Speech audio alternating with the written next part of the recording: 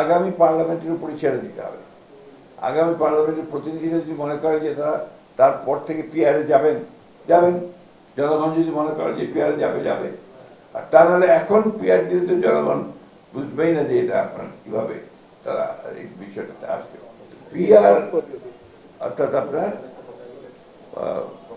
Proportionate representatives, এই বিষয়টা অনেক দেশে আছে, অবশ্যই আছে, কিন্তু এটার সঙ্গে আমাদের দেশের মানুষ কিন্তু খুব বেশি পরিচিত না। আমরা অ্যাডাল্ট ফ্র্যাঞ্চাইজ বুঝি, অর্থাৎ এক ব্যক্তি এক ভোট, এটাকে আমরা বুঝি। সেভাবেই আমরা আপনার এই গত 50 বছর ধরে, তারও আগে থেকে আমরা সেভাবেই, ইনফ্যাক্ট ব্রিটিশ পিরিয়ড থেকে এই বিষয়টা, এই পদ্ধতিতে এখানে কিন্তু নির্বাচন হয়েছে, পার্লামেন্ট গঠন হয়েছে, সরকার গঠন হয়েছে। আজকে হঠাৎ করে সামনেই যখন এই বিষয়টা আসছে এবং তার জন্য আন্দোলন হচ্ছে, তখন কিন্তু আপনার স্বাভাবিকভাবেই যারা অতি দ্রুত একটা নির্বাচন চান দেশে, আপনার গণতন্ত্রকে পুনঃপ্রতিষ্ঠা করার জন্য, গণতান্ত্রিক সরকার গঠন করার জন্য, গণতান্ত্রিক পার্লামেন্ট গঠন করার জন্য তারা আমরা একটু উদ্বিগ্ন হই। সেই জন্য আমরা খুব পরিষ্কার করে বলেছি যে এই বিষয়টা ওই আগামী পার্লামেন্টের উপরে ছেড়ে দিতে হবে। আগামী পার্লামেন্টের প্রতিনিধিরা যদি মনে করে যে তারা তারপর থেকে পিআরে যাবেন, জনগণ যদি মনে করে যে পিআরে যাবে, আর তা নাহলে এখন পিআর দিলে তো জনগণ বুঝবেই না যে এটা আপনার কিভাবে তারা এই বিষয়টাতে আসবে। এবং একটা বড় যেটা প্রবলেম এখানে এই পিআর পদ্ধতিতে, ব্যক্তির যে স্বাধীনতা থাকে আপনার তার রিপ্রেজেন্টেটিভ চুজ করবার, সেই স্বাধীনতাটা এখানে কিন্তু খর্ব হয়। দলকেই চুজ করতে হয়, অর্থাৎ ওই দলকেই ভোট দিতে হবে। কোনো গোবিন্দ বাবু আজকে 4 নম্বর জন্য চাচ্ছেন, এটা ইম্পর্টেন্ট হবে না। যে দল থেকে চাচ্ছেন সেটা ইম্পর্টেন্ট। দল নমিনেশন দেবে পরে তাদেরকে আপনার পার্লামেন্টে আসার জন্য। এটার সঙ্গে আমরা ঠিক পরিচিত নই।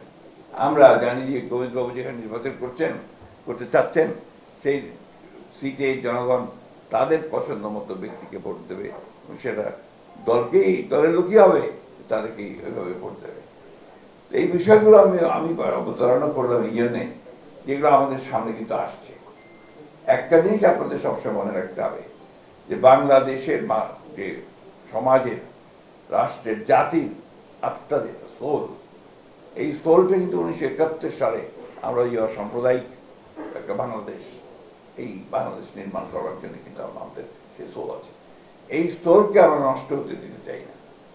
আজকে যে কোনোভাবেই হোক আপনার যে একটা প্রচেষ্টা আছে যে ভিন্নভাবে চিন্তা ভাবনা করার, সেই ভিন্নভাবে চিন্তা ভাবনা করার কোনো অবকাশ এখানে আছে বলে আমরা মনে করি না। বাংলাদেশের এই সময়টা আমরা জানেন যে একটা 15 বছরের ফ্যাসিস্ট শাসন, দুঃশাসন, সেটার উৎখাতের পরে, ছাত্র গণ অভ্যুত্থানের উৎখাতের পরে একটা নতুন সুযোগ সৃষ্টি হয়েছে।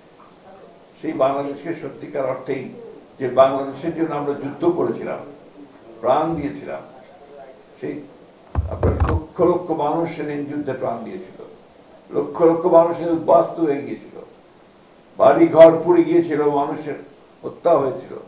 সেই কথাগুলোকে আমরা যখনই সামনে আনি, আমাদের সামনে কিন্তু যে একটা চেতনা, একটা ধারণা তৈরি হয়, সেই চেতনা ধারণাকে আমরা ধারণ করতে চাই।